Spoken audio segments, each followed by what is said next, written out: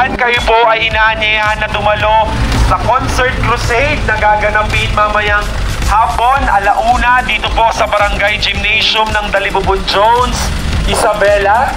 1 PM kakabsat hanggang sa early dinner bilang handog sa selebrasyon sa death anniversary ni Pastor Ryan Rapisora.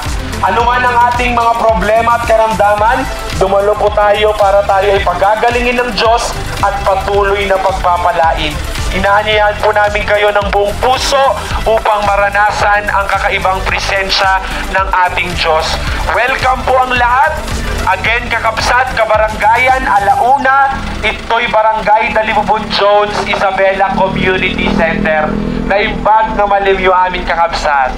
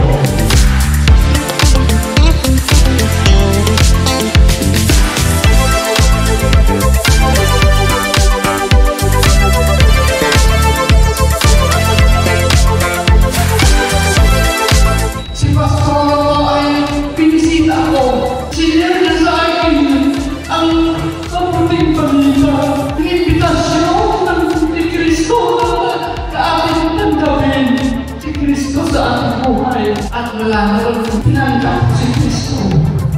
Who I am being born again.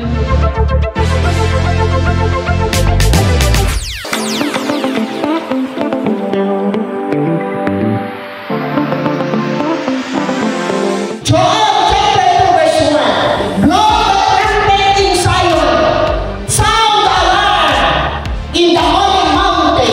Let all the inhabitants of the land tremble, for the day of the Lord is coming.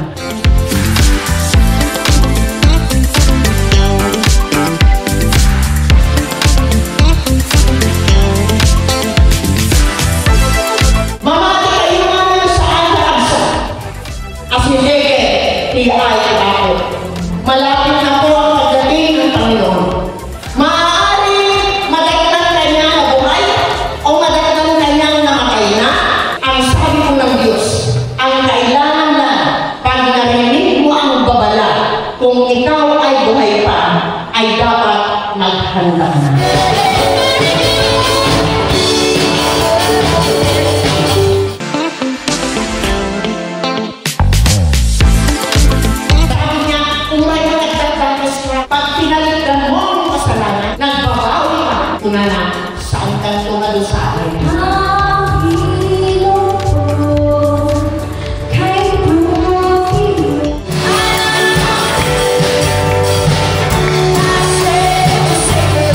So, as we sound the alarm, there are warning and promises.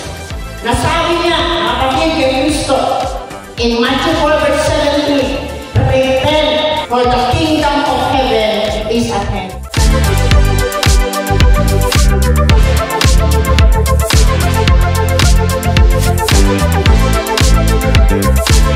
The Lord promised salvation. Isalakan na ka.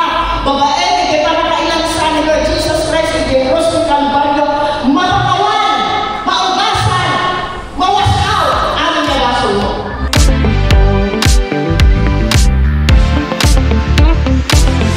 Ang gusto mo ng Diyos sa buhay mo, ang babawi ka. Yayakapin ka niya, at pagkatapos kanyang yakapin, babaguhin ka niya. At kakalimutan niya yung lahat ng kasalanan ginawa mo noong nakalipas na panahon.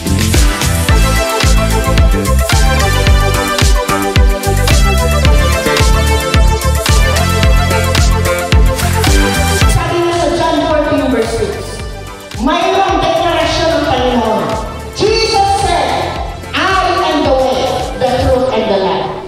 No one cometh to heaven but by me.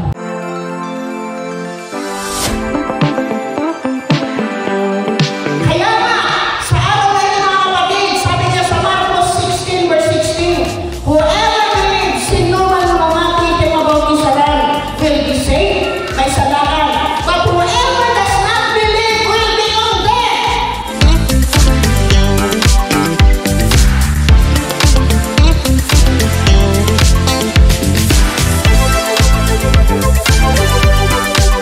Mayroon pong imbitasyon ng Diyos. Nasabi niya sa Revelation 3 verse 20, behold, I stand at the door and knock.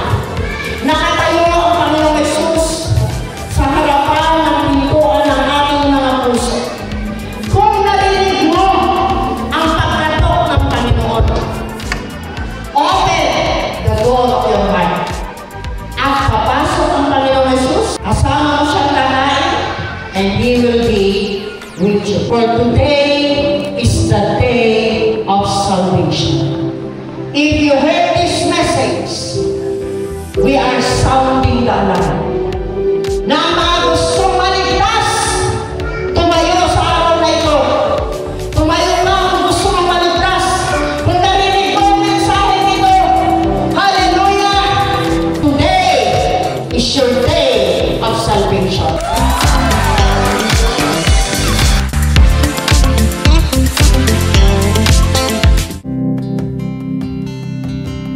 The greatest miracle is salvation from sin.